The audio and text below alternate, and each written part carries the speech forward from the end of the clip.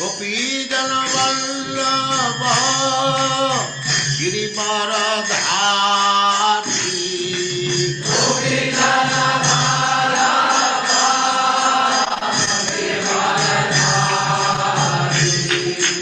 गोपी जन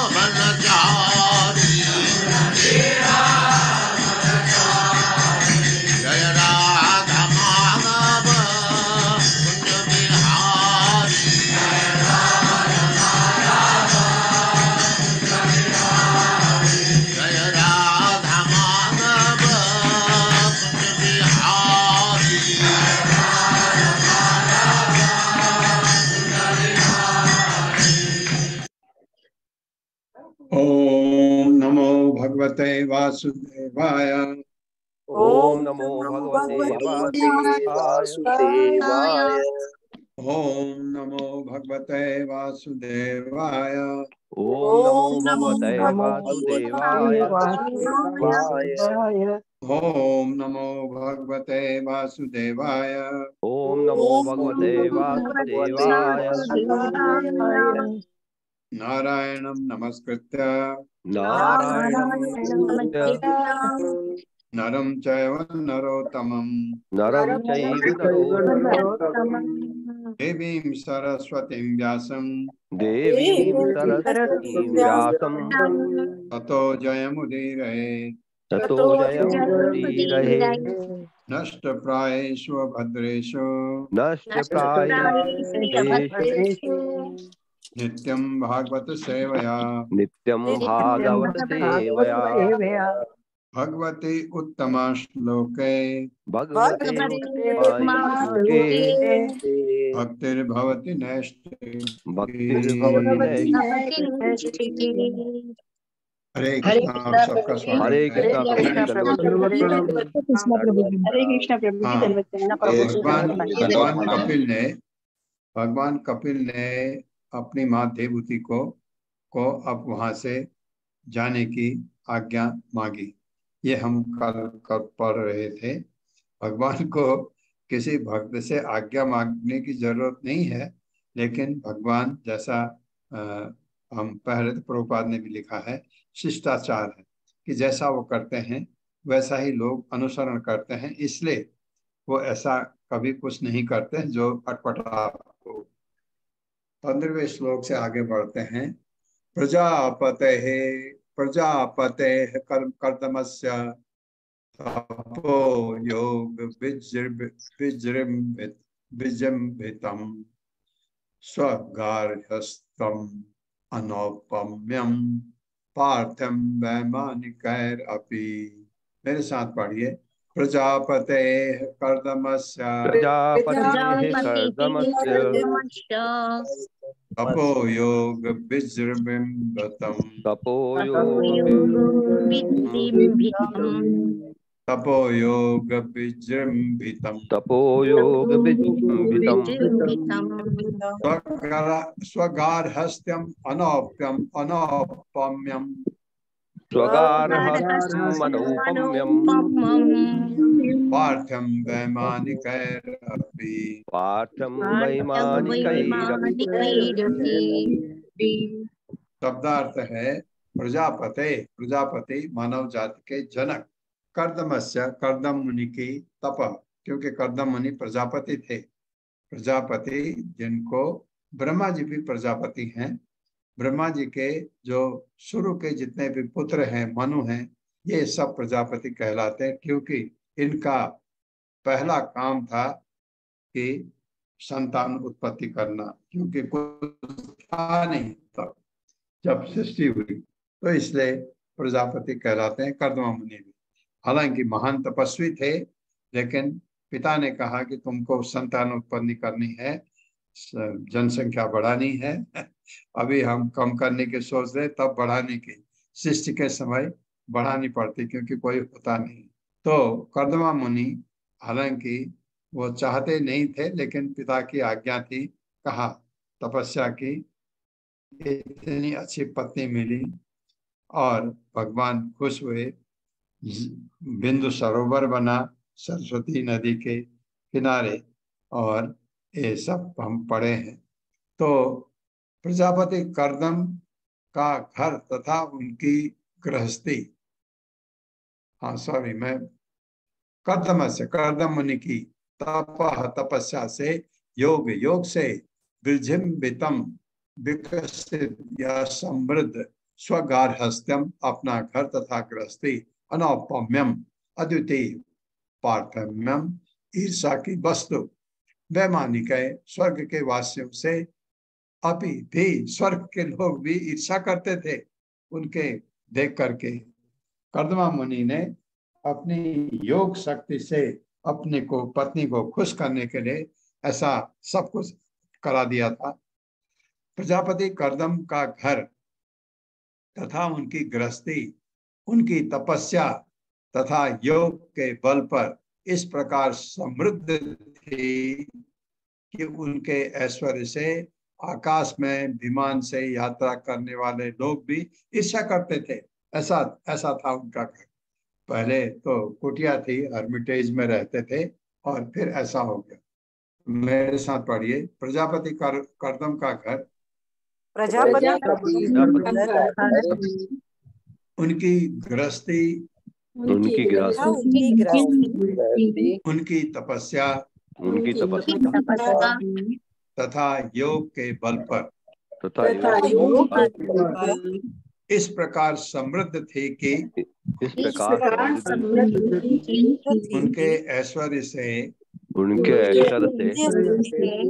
आकाश में विमान से यात्रा करने वाले लोग भी ईर्ष्या करते थे। तात्पर्य हरे कृष्ण प्रभु जी, शील प्रभुपाद की जय। शील प्रभुपाद द्वारा तात्पर्य।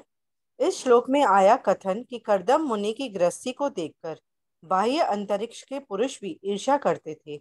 वस्तुतः स्वर्ग के निवासियों के लिए है। इनके विमान आजकल के विमान जैसे नहीं होते थे। वे केवल एक देश से दूसरे देश तक उड़ान भरते हैं, अपितु उनके विमान एक लोक से दूसरे तक यात्रा करने में समर्थ थे। श्रीमद् भागवत में ऐसे अनेक उल्लेख हैं जिनसे प्रकट है कि एक लोक से दूसरे लोक तक यात्रा करने की सुविधाएं थी, और कौन जाने अब भी वे यात्रा कर रहे हों।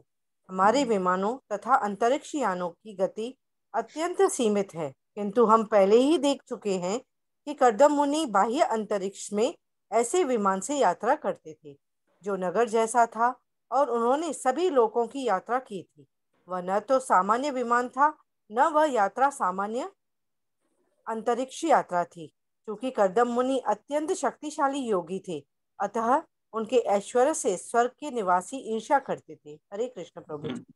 ये ऐश्वर्य उन्होंने अपनी पत्नी के लिए, क्योंकि पहले आपने जैसे पढ़ा है कि देवहूति एक राजकुमारी थी, लेकिन कुटिया में आई, और जब बाद में उन्होंने इच्छा जताई कि वो उनकी पत्नी है और पति पत्नी का क्या कैसा उनको रहना चाहिए, उनको समझ आया।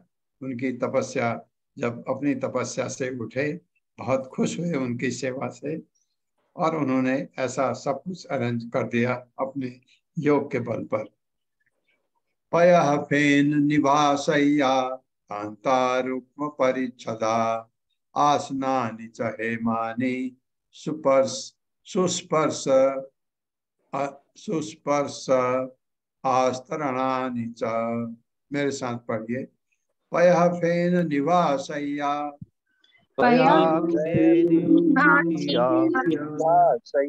कांतारुक्म परिच्छदा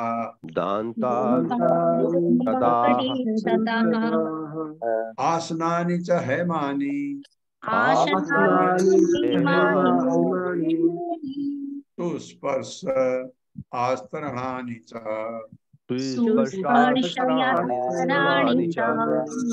शब्दार्थ है पयः दूध का, फेन फेन निभा सदृश शैया पलंग, दांता हाथी दांत के, रुक्म सुनहरे, परिच्छदा पर्दों सहित, आसनानी कुर्सियां तथा बेंच च तथा हेमानी सोने की, सुस्पर्श छूने में मुलायम, आस्तरणानी गद्दियां च तथा। यहाँ पर कर्दम मुनि के घरेलू ऐश्वर्य का वर्णन हुआ है। चादर तथा चटाइयां दूध के फेन के समान श्वेत थी। कुर्सियां तथा बेंचें हाथी दांत की बनी थी, और वे सुनहरी जरीदार वस्त्र से ढकी थीं, तथा पलंग सोने के बने थे जिन पर अत्यंत मुलायम गद्दियां थी। ये पहले भी हमने पढ़ा है इनके बारे में। मेरे साथ पढ़िए। यहाँ पर कर्दम मुनि के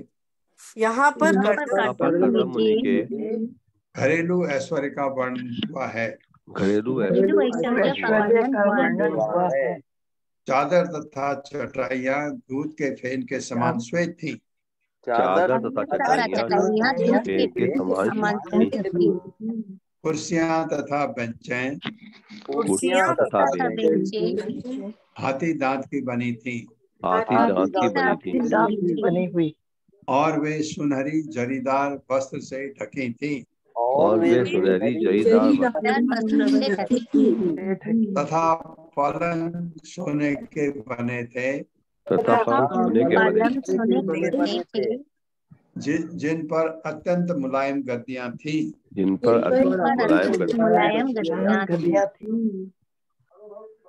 सत्रहवां श्लोक। स्वच्छ स्पष्ट कुड्डेषु महामारकतेषु च रत्न प्रदीपा आभान्ति ललना रत्न संयुता। मेरे साथ पढ़िए। स्वच्छ स्पष्ट कुड्डेषु महामारकतेषु च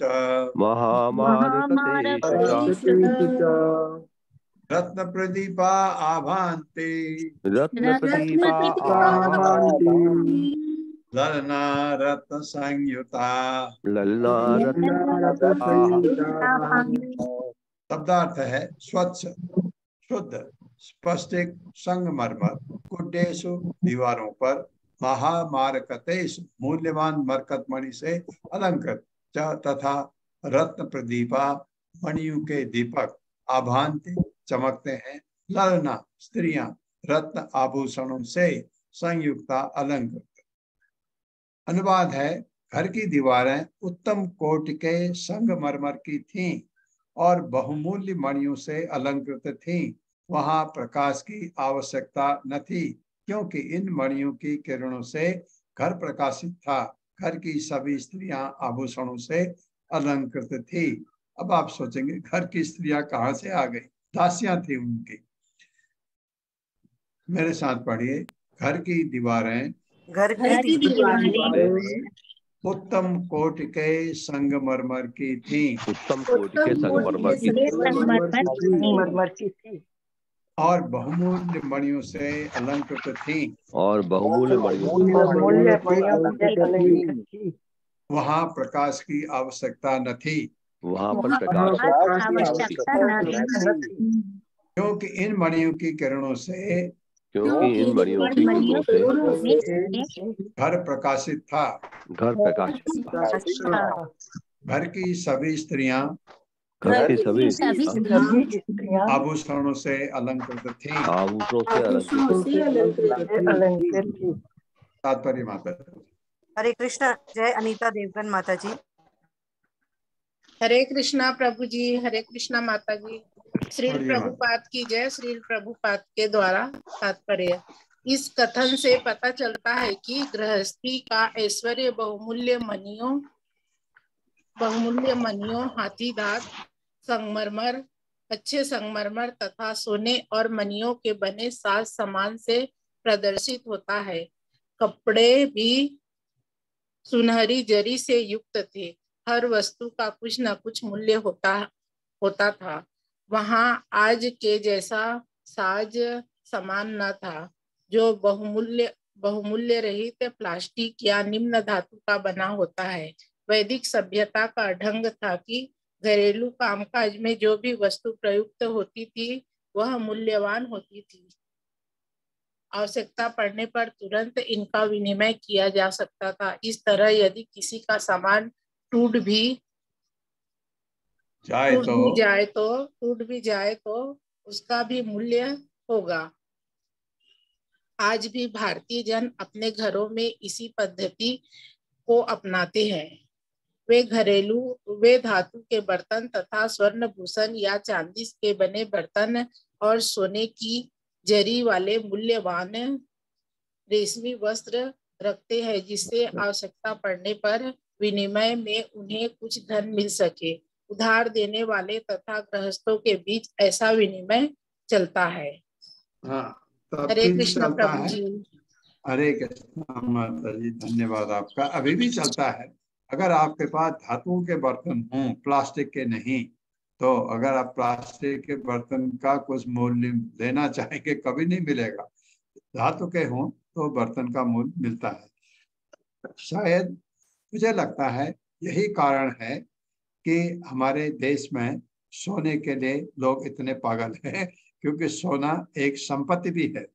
सोना अगर आपके पास है तो आप कभी अगर आपका खराब समय आया तो विनिमय कर सकते हैं, सोने को दे करके, पैसा लेकर के घर चला सकते हैं।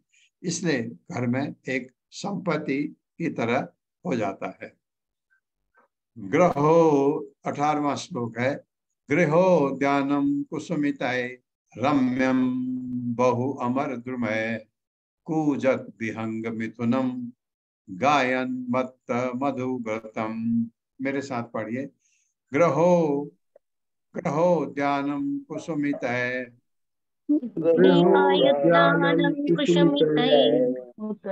रम्यम बहु अमर द्रुमय पूजत विहंग मिथुनम गायन मत्त मधुव्रतम। गायन शब्दार्थ है गृह उद्यानम, घरेलू बाग, कुसुमितय, फूलों तथा फलों से रम्यम, सुंदर, बहु अमरद्रुमय, अनेक कल्प वृक्षों सहित कूजत गाते हुए विहंग पक्षियों का मिथुनम जोड़ा।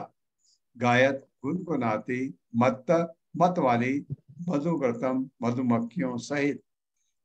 मुख्य घर का आंगन सुंदर बगीचे से घिरा था, जिनमें मधुर सुगंधित फूल तथा अनेक वृक्ष थे, जिनमें ताजे फल उत्पन्न होते थे और वे ऊंचे तथा सुंदर थे।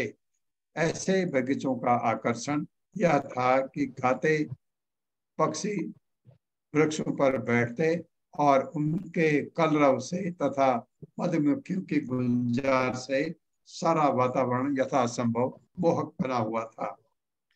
मेरे साथ पढ़िए। मुख्य घर का आंगन सुंदर बगीचों से घिरा था,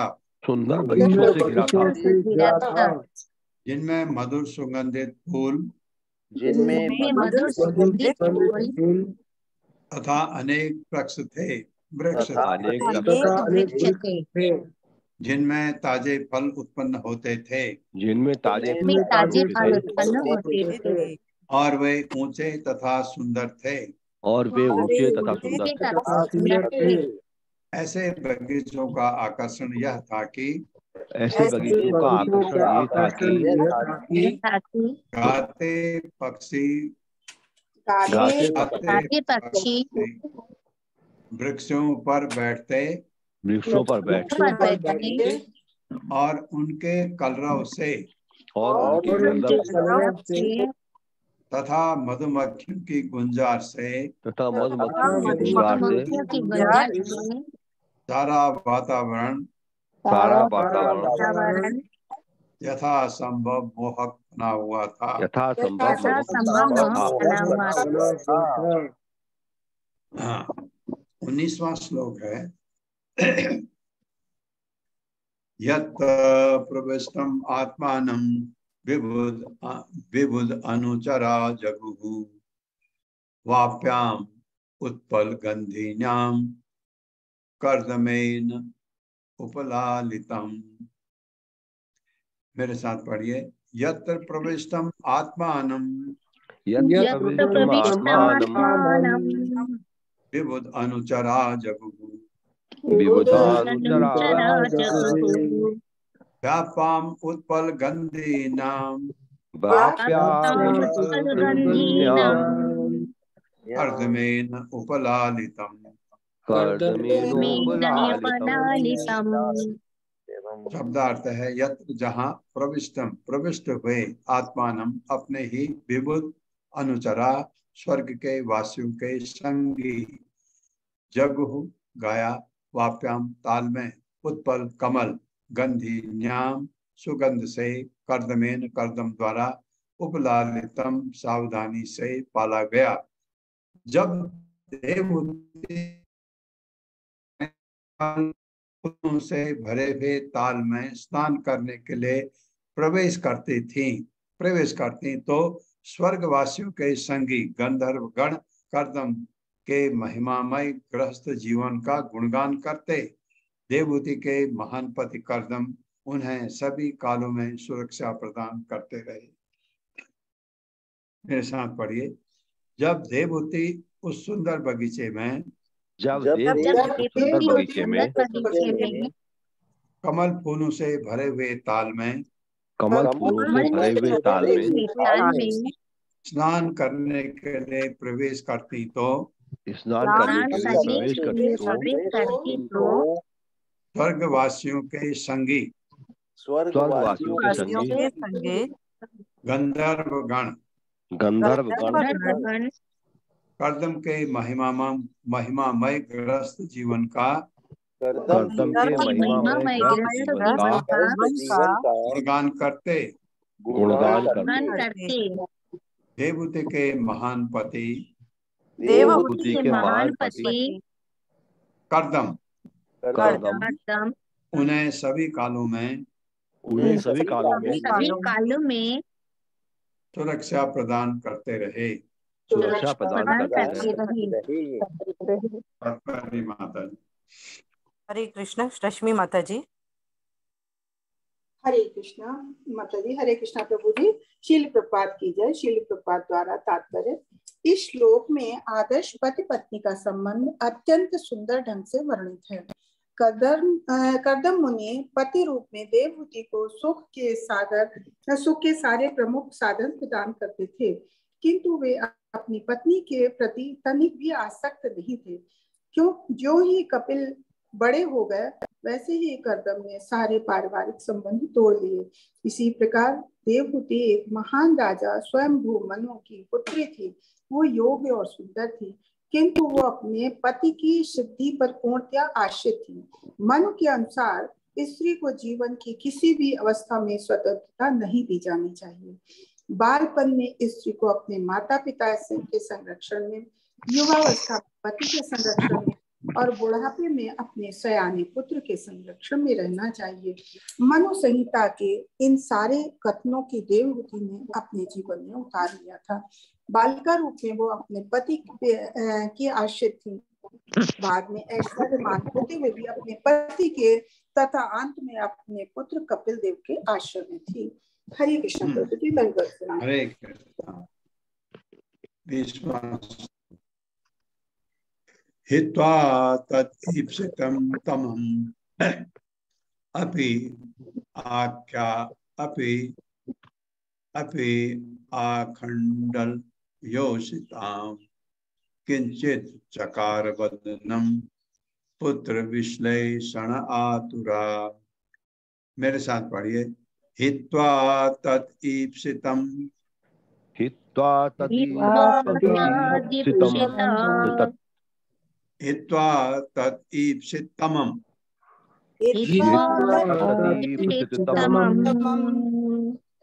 अपि आखंडलयोषिताम् अपि आखंडलयोषिताम्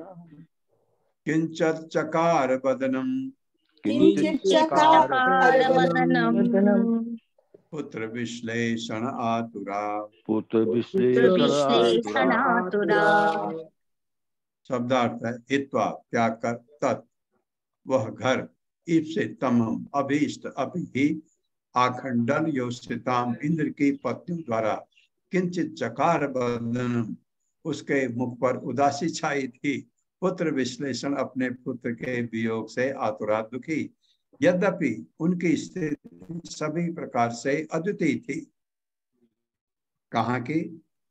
देवहूति के घर की अद्वितीय थी, किंतु साध्वी देवहूति ने इतनी संपत्ति होते हुए भी, जिसकी ईर्ष्या स्वर्ग की सुंदरियां भी करती थीं, अपने सारे सुख त्याग दिए।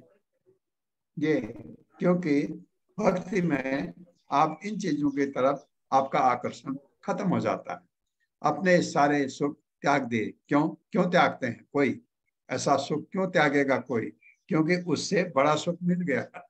जैसे आपको ऐश्वर्य बड़ा मिला तो पुराने छोटे ऐश्वर्य को आप त्याग देते हैं, उसी तरह से ये भौतिक सुख को आदमी त्याग देता है जब आध्यात्मिक सुख मिलने लगता है, क्योंकि वो सुख इससे कहीं बड़ा है।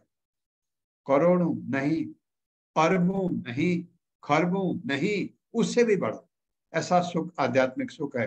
तो आप भौतिक सुख से क्या करेंगे? तो ये जो है, जो दिख रहा है, ये भौतिक सब उन्होंने सारे सुख त्याग दिए। उन्हें यह शोक था कि उनका इतना महान पुत्र उनसे विलग हो रहा है, ये उनको तो शोक था। क्यों? लेकिन वो शोक भी नहीं रहेगा अभी, क्योंकि जब भक्ति में आदमी बढ़ता है, वो उनका पुत्र था ही नहीं, वो तो भगवान थे। भगवान आए उनके गर्भ में कर्दमा मुनि की वजह से। कर्दमा मुनि से इतने खुश थे, भगवान ने कहा मैं तुम्हारे पुत्र रूप में आऊंगा। ये तो इसलिए देवहूति इतनी महान, इतनी भाग्यशाली, इतना अच्छा पति मिला और इतना बेटा, तो भगवान ही आ गए। बताइए कहाँ होता है सब। मेरे साथ पढ़िए। यद्यपि उनकी स्थिति यद्यपि उनकी सभी प्रकार से अद्वितीय थी, सभी प्रकार से अद्वितीय थी, किंतु साध्वी देवती ने किंतु साध्वी देवती ने इतनी संपत्ति होते हुए भी ऐसी संपत्ति जिसकी ईर्ष्या स्वर्ग की सुंदरियां भी करती थी, जिसकी ईर्ष्या भी करती थी, अपने सारे सुख त्याग दिए, अपने सारे सुख त्याग दिए। उन्हें यह शोक था कि उनका इतना महान पुत्र उनसे विलग हो रहा है। हाँ, ये देखिए, ये भौतिक जगत में होता है। आप भक्ति में कितना ही बढ़ चढ़ गए हों तो लेकिन आपका कोई बहुत नजदीक का अपना रिश्ता कोई इस दुनिया को छोड़ के जा रहा है तो आपको दुखी होना स्वाभाविक है, लेकिन आप तुरंत अपने को संभाल लेते हैं। आपको समझ आता था ये तो मेरा संबंध इससे यहीं तक था। मैं कोई भी व्यक्ति, उसके सारा परिवार है, संबंध है, पुत्र है, पुत्रियां हैं, माँ बाप हैं, रिश्तेदार हैं, दोस्त हैं, सब कुछ है। वो जब तक जिंदा है, जिस दिन उसने इस पृथ्वी को त्यागा उसके संबंध सारे खत्म हो गए। तो जो उसके साथ हैं उनको भी ये ज्ञान आ जाता है समय के साथ। लेकिन शुरू में लोग पागल हो जाते हैं दुख के मारे। पागल होने का जरूरत नहीं है, क्योंकि आपका भगवान को धन्यवाद दीजिए कि आपने इनके साथ हमें इतने दिन का सुख दिया कि बस। क्योंकि ये चीज हमको समझ आ जानी चाहिए कि ये संसार जो है क्षणिक है, हमारा संबंध सबसे क्षणिक है, ये परमानेंट है ही नहीं। तात्पर्य माता जी। हरे कृष्णा। मधु माता जी। हरे कृष्णा प्रभु जी, दंडवत प्रणाम।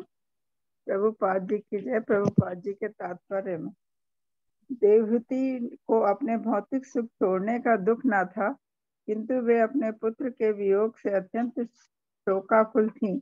यहाँ यह प्रश्न पूछा जा सकता है कि जब देवहूति को अपनी सारी सुख सुविधा त्यागने का कोई शोक न था तो पुत्र के जाने का इतना शोक क्यों था? वे अपने पुत्र के प्रति इतनी आसक्त क्यों थीं? अगले श्लोक में इसका उत्तर दिया गया है। उनका पुत्र कपिल सामान्य पुत्र न था, वो भगवान था। कोई व्यक्ति भौतिक आसक्ति को तभी त्याग सकता है जब उसकी आसक्ति परम पुरुष के प्रति हो। इसकी व्याख्या भगवद गीता में हुई है, परम दृष्ट्वा निवर्तते। जब किसी में आध्यात्मिक जगत के प्रति रुचि होती है तभी वह भौतिक जीवन के प्रति उदासीन रहता है। हाँ बिल्कुल, जो अभी प्रभुपाद ने यहीं पर बता दिया। मैं कह रहा था कि ये जो हमारे रिश्ते हैं इनका दुख होता है जब ये हमसे जाते हैं, पर यहाँ पर बात फर्क है। कौन जा रहे हैं? भगवान जा रहे हैं। भगवान से आसक्ति होना ये बिल्कुल स्वाभाविक है। इसलिए भगवान से उनकी आसक्ति हुई। उनके पुत्र भगवान ही थे, भगवान कपिल। तो और जब भगवान से आपकी आसक्ति होती है, भौतिक चीज से आपकी आसक्ति खत्म हो जाती है। इसलिए देवहूति का ये जो बताया था ये बिल्कुल सार्थक है। वनम प्रभजिते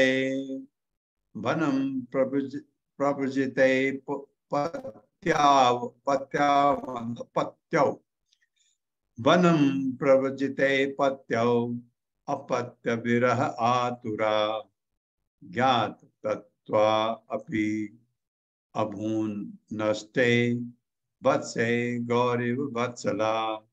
मेरे साथ पढ़िए। वनम प्रवजिते पत्यौ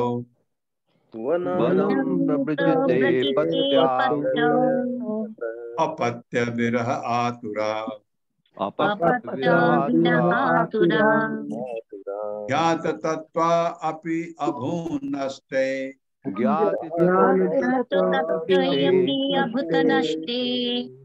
वत्से गौरीव वत्सला। गोमत्सी गौरी वत्सला।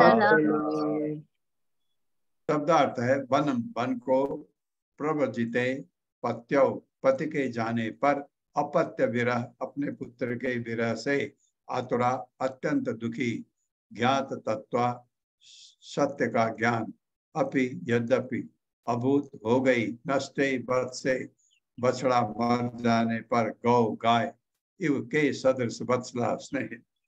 देवहूति के पति ने पहले ही ग्रह त्याग करके संन्यास आश्रम ग्रहण कर लिया था और तब उनके एकमात्र पुत्र कपिल ने घर छोड़ दिया। यद्यपि उन्हें जीवन तथा मृत्यु के सारे सत्य ज्ञात थे, किसको? देवहूति को। और यद्यपि उनका हृदय सभी प्रकार के मल से रहित था, हृदय शुद्ध हो गया, किंतु वे अपने पुत्र के जाने पर इस तरह दुखी थी जिस प्रकार की बछड़े के मरने पर गाय दुखी हो जाती है। ये ऐसा पुत्र के प्रति आसक्ति, क्योंकि भगवान थे वो। मेरे साथ पढ़े, देवहूति के पति ने पहले ही ग्रह त्याग करके संन्यास आश्रम ग्रहण कर लिया था और तब उनके एकमात्र पुत्र कपिल ने घर छोड़ दिया। यद्यपि उन्हें जीवन तथा मृत्यु के सारे सत्य ज्ञात थे,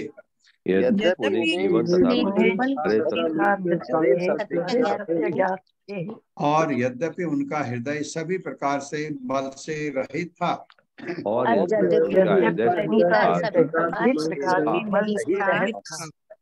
किंतु वे अपने पुत्र के जाने से इस तरह दुखी थी जिस प्रकार बछड़े के मरने पर गाय दुखी होती है। जिस प्रकार की बछड़े के मरने पर गाय दुखी होती है। तात्पर्य। हरे कृष्ण। पूनम अखिलेश माता जी।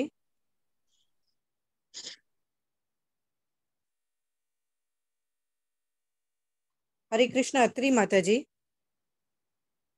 हरे कृष्ण। तात्पर्य। श्रील प्रभुपाद की जय। श्रील प्रभुपाद के द्वारा जिस स्त्री का पति घर से दूर हो या सन्यासी हो गया हो, उसे अत्यंत दुखी नहीं होना चाहिए, क्योंकि उसके पति उसका पुत्र उसके निकट रहता है। शास्त्रों का वचन है, आत्मैव पुत्र जयति। पति के शरीर का प्रतिनिधित्व पुत्र करता है। यदि स्त्री के वयस्क पुत्र हो तो वो विधवा नहीं होती। जब भगवान श्री कपिल उनके समीप थे तो देवहूति अधिक विकल नहीं थी, किंतु उनके विदा होते ही वे अत्यंत शोकाकुल हो उठी। वे इसीलिए शोक संतप्त नहीं थी कि श्री कंदर्प मुनि के साथ उनका संसारी संबंध था, अपितु श्री भगवान के प्रति अपने सत्यनिष्ठ प्रेम के कारण वे संतप्त थी। यह उदाहरण दिया गया है कि देवहूति उस गाय के तुल्य हो गई जिसने अपना बछड़ा खो दिया हो। अपने बछड़े से बिछुड़कर गाय रात दिन तड़फड़ाती है।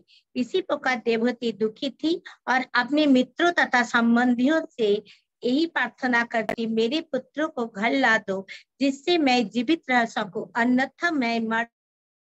पूर्ण पुरुषोत्तम भगवान के प्रति ये प्रगाढ़ स्नेह हो यद्यपि अपने पुत्र रूप के रूप में प्रकट होता है, फिर भी वो आध्यात्मिक दृष्टि से लाभप्रद होता है। अपने भौतिक पुत्रों के प्रति आसक्ति होने से मनुष्य इसी भौतिक अस्तित्व में रहने हेतु बाध्य होता है, किंतु यही आसक्ति श्री भगवान के प्रति स्थानांतरित होने पर उसे वैकुंठ लोक में श्री भगवान की संगति में ले जाती है। हर स्त्री अपने आप को देवहूति के सादृश्य योग को बनाकर श्री भगवान को अपने पुत्र के रूप में प्राप्त कर सकती है। यदि पूर्ण पुरुषोत्तम भगवान देवहूति के पुत्रों के रूप में प्रकट हो सकते हैं तो वे अन्य किसी स्त्री के भी पुत्र के रूप में प्रकट हो सकते हैं। हाँ, तभी जब वो स्त्री सुयोग को हो। यदि किसी को पुत्र के रूप में श्री भगवान मिल जाए तो उसे ये संसार में सुपुत्र पालन का लाभ मिल सकता है, लोक का लाभ। जिससे से भगवान का साक्षात पार्षद बन जा सकता है। हरे कृष्ण। ये एक ही पुत्र का ही लाभ नहीं है, ये वैकुंठ का लाभ भी मिलेगा, क्योंकि पुत्र अगर भगवान के रूप में आ गए और आपकी आसक्ति हो गई भगवान के रूप में उनसे, तो पुत्र सुख तो मिला ही, बहुत बड़ा सुख, और आपको वैकुंठ का, क्योंकि उनके साथ आप जाएंगे। ऐसा प्रेम जो देवहूति का था वो इसलिए नहीं था कि वो पुत्र था, इसलिए उनकी आसक्ति थी, प्रेम स्नेह जो था इसलिए कि वो भगवान। ऐसा पुत्र जो इतना ज्ञान दे के दिया, माँ को, माँ ने अपने पुत्र को अपना गुरु माना और वो अपने अध्यात्म में पूरे उसमें समाधि में चली गई। तमेव ध्यायति देवम् अपत्यं कपिलं हरिं बभूव अचरितो वत्स निष्प्रह तादृशे गृहे। मेरे साथ पढ़िए। तमेव ध्यायति देवम् अपत्यं कपिलं हरिं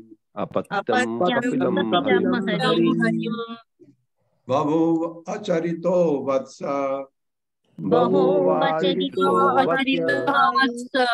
निष्प्रहा तादृशे गृहे।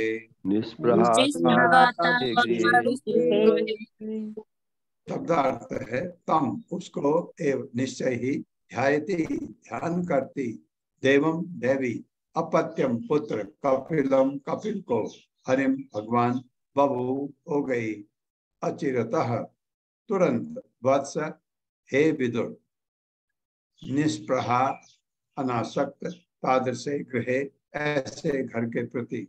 हे विदुर, मैत्रेय मुनि बता रहे हैं विदुर को, इस प्रकार अपने पुत्र भगवान कपिल देव का ध्यान करती हुई वे शीघ्र ही उत्तम ढंग से सजे अपने घर के प्रति अनासक्त हो उठी। क्यों? मन लग गया भगवान में मन लग गया, आध्यात्मिक सुख मिला। ये भौतिक सुख तो अब इससे आपका अनासक्ति हो जाएगी, क्योंकि बड़ा सुख मिल गया तो छोटे सुख से क्या करना। मेरे साथ पढ़िए। हे विदुर, इस प्रकार अपने पुत्र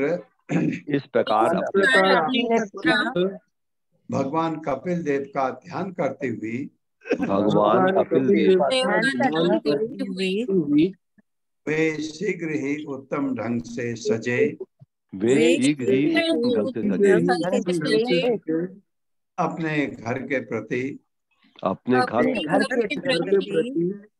अनासक्त हो उठी। हाँ, ऐसा ही एक जगह और आपने पढ़ा, कहा भरत, उनका आएगा अभी जिक्र अगले स्कंदों में।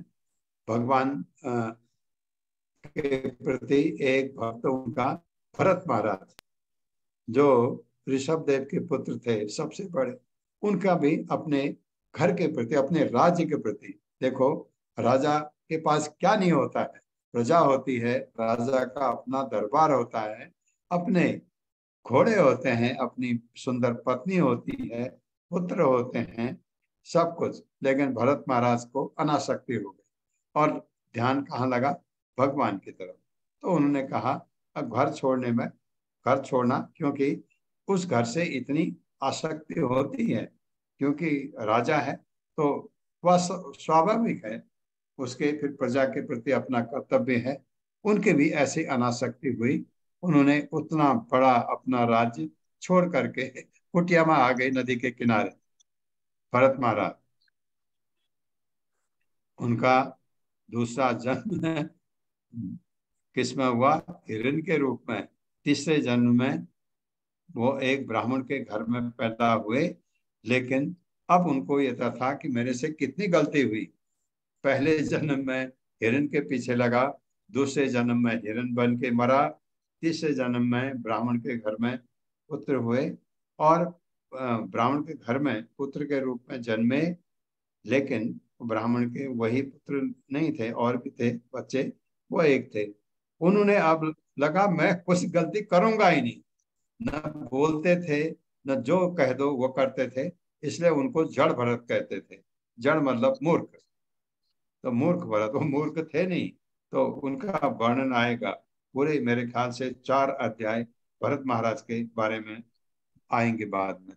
तो उसी तरह उनको भी अनासक्ति हुई थी, और यहाँ देवहूति के सामने उनके पुत्र भगवान के रूप में आए तो उनसे आसक्ति हो गई, और जो इतना महान सौंदर्य, जो उसका घर इतना अच्छा है जिसमें इतने सौंदर्य चीजें भरी पड़ी है, अनासक्ति हो गई उससे। तात्पर्य माता जी। हरे कृष्ण सुधीर प्रभु जी। हरे कृष्णा, दंडवत प्रणाम सभी को। शील प्रभुपाद जी की जय हो। तात्पर्य शील प्रभुपाद जी के द्वारा यहाँ पर आध्यात्मिक उदाहरण प्राप्त है कि किस तरह कोई कृष्ण भावनामृत द्वारा अपनी आध्यात्मिक उन्नति कर सकता है। कपिल देव कृष्ण हैं और वे देवहूति के पुत्र के रूप में प्रकट हुए। कपिल देव के गृह त्याग के बाद देवहूति उनके विचार में मग्न थी, और इस तरह वे सदा कृष्ण भावना भावी थी। निरंतर कृष्ण चेतना में स्थित होने से वे अपने आप को गृहस्थी से विरक्त नहीं कर अपने आप को गृहस्थी से विरक्त कर सके। जब तक हम अपनी आसक्ति को भगवान में स्थानांतरित नहीं कर देते, तब तक भौतिक आसक्ति से छूटने की कोई संभावना नहीं रहती। अतः श्रीमद् भागवत पुष्टि करता है कि केवल ज्ञान योग के अनुशीलन से मुक्त होना संभव नहीं है। केवल इतना जान लेना कि मनुष्य पदार्थ नहीं अपुत आत्मा या ब्रह्म है, उसकी बुद्धि शुद्ध नहीं हो जाती। यदि निर्विशेषवादी आध्यात्मिक बोध की पराकाष्ठा तक पहुंच भी जाए तो वह पुनः भौतिक आसक्ति में आ गिरता है, क्योंकि वह परमेश्वर की दिव्य प्रेमा भक्ति में स्थित नहीं होता है। भक्तगण भगवान की लीलाओं का श्रवण करते हुए तथा उनके कार्यकलापों का महिमा का गान करते हुए तथा इस तरह उनके सुंदर दिव्य रूप का सतत स्मरण करते हुए भक्ति योग को अपना लेते हैं।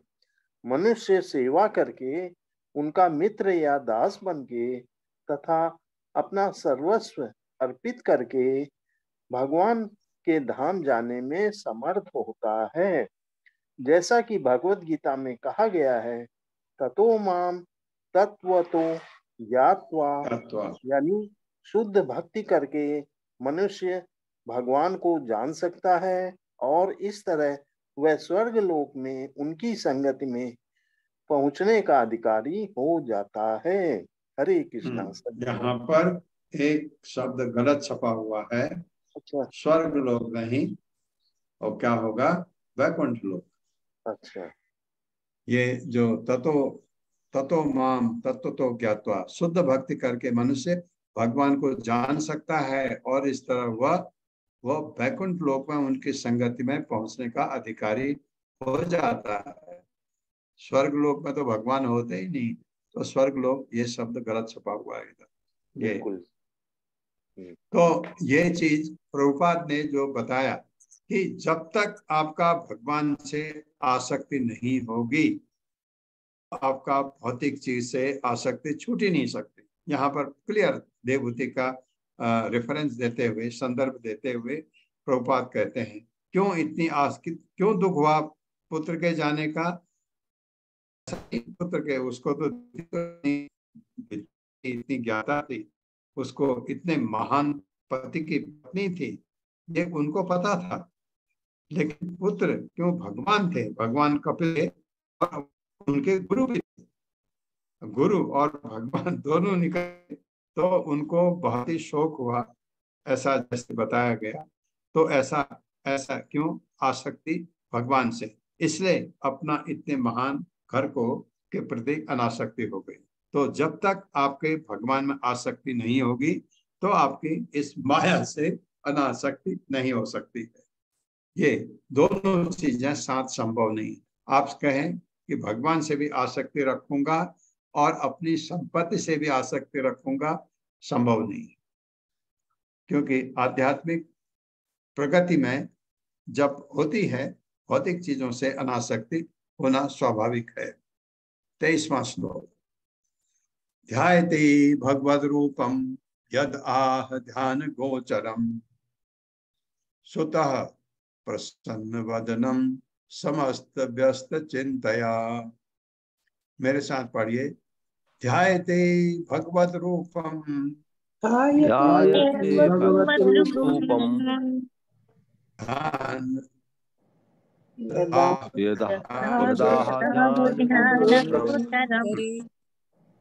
सुतः प्रसन्न वदनम समस्त व्यस्त चिंतया। शब्दार्थ है ध्यायते ध्यान मग्न भगवत रूपम भगवान के स्वरूप को यत जो आह उपदेश दिया ध्यान गोचरम ध्यान की वस्तु स्वतः अपना पुत्र प्रसन्न वदनम प्रसन्न मुख से समस्त समग्र व्यस्त अंगों का चिंतया अपने मन से।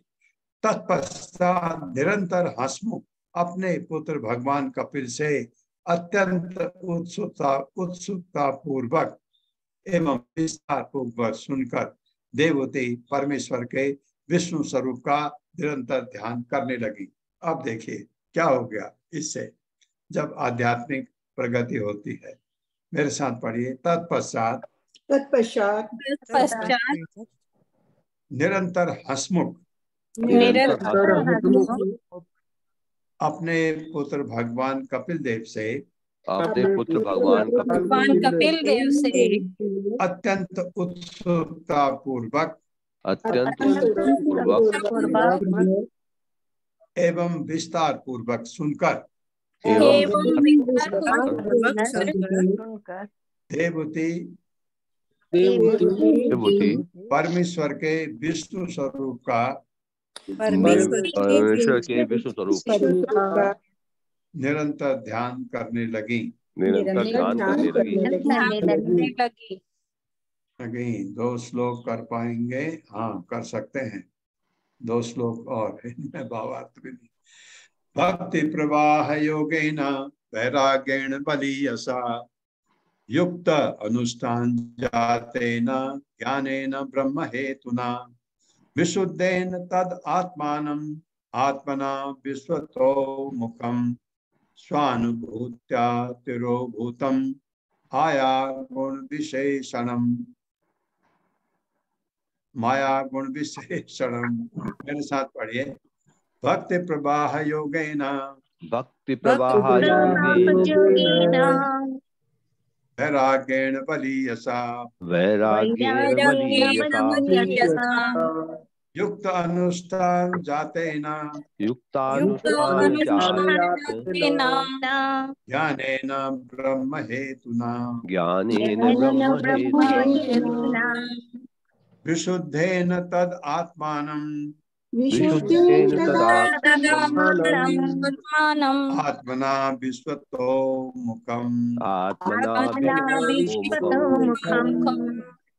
त्वान अनुभूत्या तिरोभूतम त्वान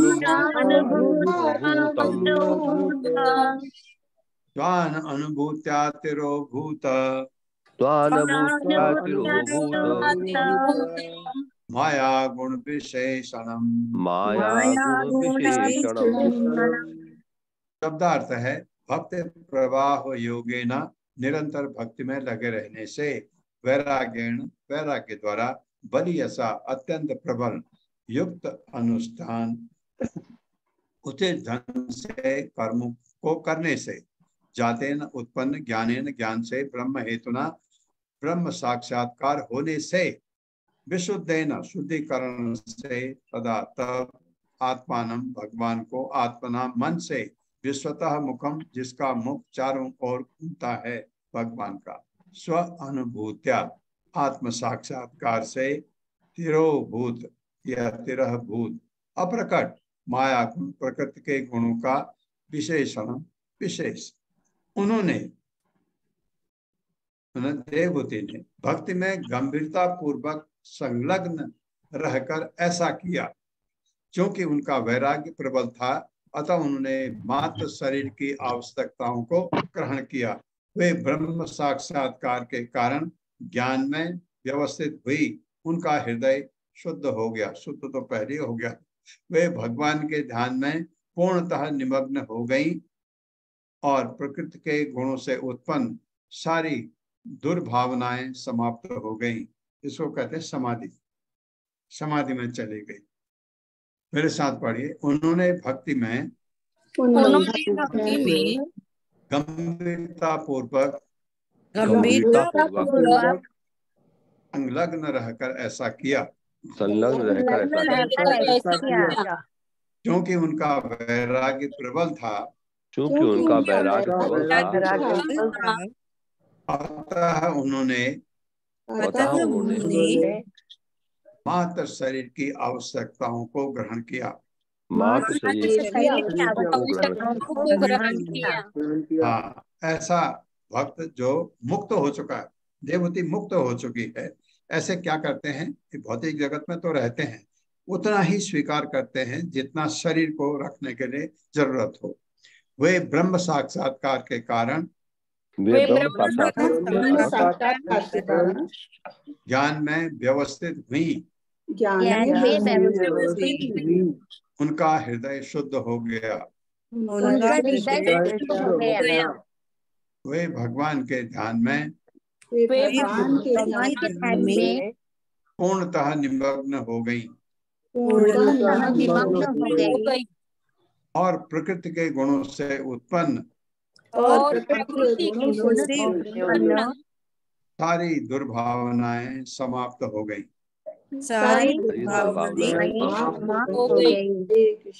अब सीधे बैकुंठ जाने के लिए तैयारी होगी। ओम अज्ञान तिमिरांधस्य ज्ञानांजन शलाकया चक्षुरुन्मिलितं तस्मै श्री गुरुवे नमः। नमो विष्णुपादाय कृष्णप्रेष्ठाय भूतले श्रीमते भक्तिवेदांत स्वामिनिति नामिने। नमस्ते सारस्वती देवे गौरवाणी प्रचारिणे निर्विशेष शून्यवादी पाश्चात्य देशतारिणे। जय हो श्री कृष्ण चैतन्य प्रभु नित्यानंद श्री अद्वैत गदाधर शिवासादि गौर भक्त वृंद। हरे कृष्णा कृष्ण कृष्ण हरे हरे, हरे राम राम राम हरे हरे। हरे कृष्णा।